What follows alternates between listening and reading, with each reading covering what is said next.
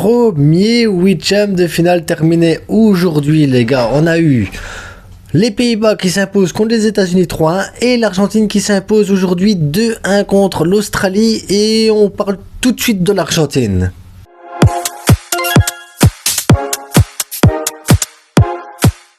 Et comment ne pas commencer ce match de l'Argentine en vous parlant du 1000e match de Messi. Et ça y est, le GOAT, il marque les gars. Il marque pour son 1000e match et il se qualifie pour les quarts de finale pour jouer contre les Pays-Bas. Un grand Messi aujourd'hui, un grand Messi. Mais on va parler d'abord des formations, on va parler de ce qui s'est passé, on va parler de tout ça, on va analyser un petit peu le truc. Aujourd'hui, on va faire une vidéo un peu plus technique que les autres. On va rester un peu plus longtemps. On va rester un peu plus longtemps à parler du match parce qu'aujourd'hui ça y est, un match à la fois, c'est plus facile à débriefer, c'est plus agréable et on commence à avoir des matchs un peu plus relevés. Je dis un peu plus parce que voilà, pas encore ça, mais à mon avis le match Pays-Bas-Argentine, franchement il va être bien à débriefer, à préparer, tout ça va être un super match. Donc on commence tout de suite par les formations. Donc on avait pour le côté australien Jackson, Irvine et Duck devant avec donc sur un 4-4-2 à plat avec Magré, Modi, Bacchus, Lecky. On avait en défense Beach, Wallace, Souttar et Degenek. Donc voilà, Machu Ryan au goal. Donc une équipe qu'on a vu tout le long de cette compétition, un ou deux changements près. Voilà, c'était l'équipe type qu'on attendait réellement de l'Australie. De l'autre côté, on avait Martinez, Molina, Romero, Nicolas Otamendi, Acuna pour la défense, Rodrigo de Paul, Enzo Fernandez qui ça y est enfin installé dans cette équipe d'Argentine en milieu défensif. Enzo Fernandez qui a fait un match monstrueux. Même si on regarde les notes, ils mettent 6-8 là sur l'autre truc, mais voilà, pour moi, voilà. Mais après, voilà, Rodrigo de Paul a fait aussi un gros match aujourd'hui. McAllister qui a fait un très bon match aussi au milieu de terrain. Alvarez qui ça y est, il a pris sa place. Et j'ai observé le match d'Alvarez et je savais qu'il allait sortir, donc j'ai observé un peu les actions de Martinez. Et on va voir la différence de niveau quand même, cette différence, enfin les gâchis. On va en parler des gâchis de l'autre petit attaquant de l'Inter. Et Lionel Messi en 10, Papou Gomez en attaque. Donc on avait quelque chose d'assez cohérent, assez bien des deux côtés. On voit que l'Argentine commence à avoir son 11 type, commence à avoir les joueurs qu'il faut. Et là on avait le 11 de chaque côté. On a eu une première mi-temps où étonnamment l'Australie a essayé de sortir quand même. Voilà, j'ai vu l'Australie attaquer, sortir et tout ça, et il a fallu du temps avant que l'Argentine trouve vraiment le chemin défilé. Et il a fallu que Lionel Messi mette un coup de pression là au défenseur, là de Genek, mais un bon coup de pression. Le gars, il est sorti de son match, il est sorti de son match, le gars est sorti de son match sur une action de Messi où il a eu le front contre front, et 2 minutes après, on a De Gea qui fait justement une grosse faute, et c'est cette grosse faute qui amène le premier but, où Messi, voilà, il y avait ça d'espace, ça, et il la met, Messi, voilà, il y a un petit espace, Messi, il la met, c'est sûr et certain. Donc, on termine la mi-temps avec le 1-0, et on reprend la deuxième mi-temps.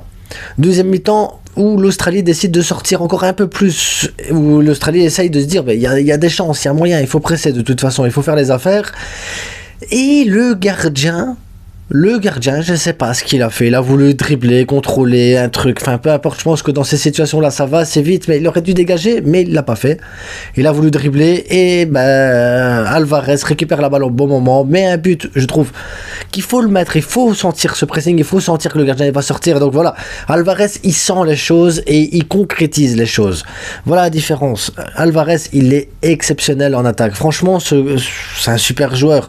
Il est parti à City en sachant qu'il y avait Haaland, et il n'a pas peur, il est là, il prouve qu'il peut avoir sa place dans les grandes équipes européennes, le garçon, hein. C'est un très très bon joueur. Pour moi aujourd'hui, De Paul, Enzo, Lionel Messi et Julian Alvarez ont fait le match qu'ils devaient faire, vraiment le gros match. Les 4 là, ils ont géré ce match.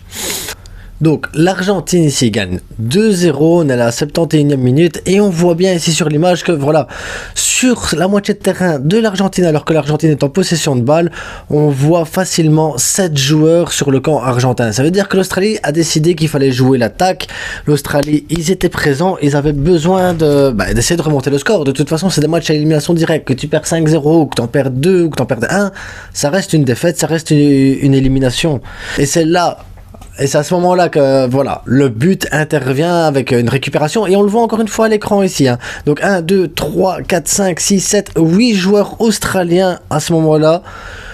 Au moment de la frappe, 8 joueurs australiens dans les 30 mètres du but argentin. C'est des récupérations de balles, c'est du pressing, ils étaient là. Les Australiens ont tenté leur chance, les Australiens ont essayé quelque chose. La balle, elle est tirée, bon, après elle est déviée, c'est goal, mais ça fait 2-1. Ça fait 2-1. Et là, tu te dis, l'Australie peut revenir. Et l'Australie aurait pu revenir plusieurs fois. Comme l'Argentine aurait pu plusieurs fois prendre l'avance aussi sur ce match. Et notamment grâce à Lautaro Martinez. Et si on voit 88e minute, passe de Lionel Messi, on voit pas la passe parce que voilà, c'est des print screen comme ça d'écran, mais on voit bien que il a le temps de contrôler ou de frapper et d'armer, la balle elle passe. Une catastrophe. Lautaro Martinez devant, c'est une catastrophe. Là, c'est une frappe à la 88e minute. J'en ai une autre ici à la 94e minute où là aussi il doit la mettre. Et entre les deux, il y en a une que j'ai ratée, mais pareil, ça fait 3 actions, 3 balles de match. Il avait 3 balles pour, voilà, terminer le match, 3-1, terminé. Non, Lautaro Martinez gâche énormément. À côté d'Alvaro, qui lui bouge dans tous les sens, ça propose des choses, des solutions, et qu'en plus est décisif.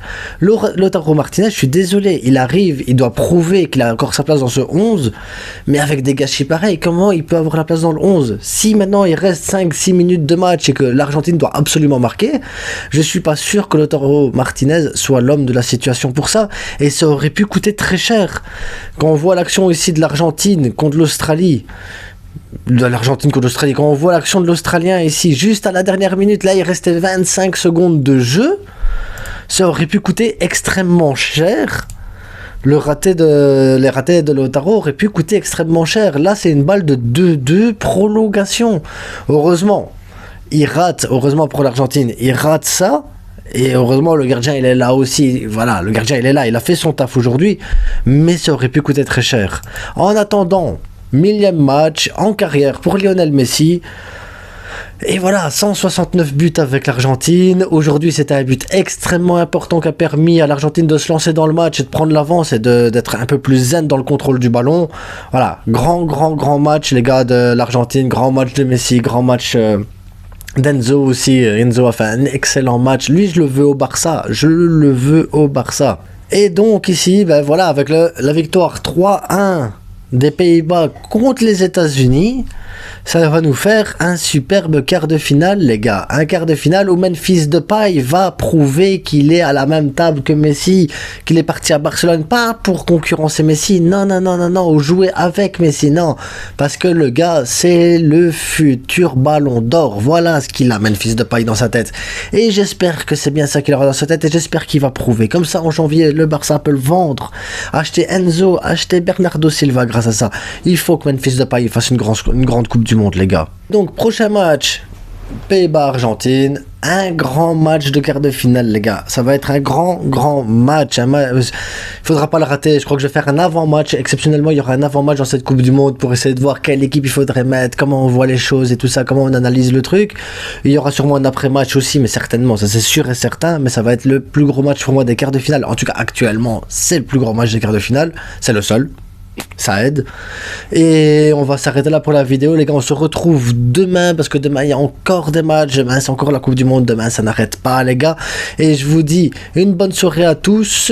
Et abonnez-vous, likez, partagez, commentez, faites-vous plaisir, les gars. Une nouvelle série est arrivée, c'est mon petit calendrier de l'avant aussi. Faites-vous plaisir à aller voir, ça fait plaisir toujours. Ça fait toujours plaisir quand vous allez voir des vidéos, les gars. Rejoignez-moi sur Twitter, Facebook, Insta, TikTok, ouais. Et à demain, les gars. Bonne soirée.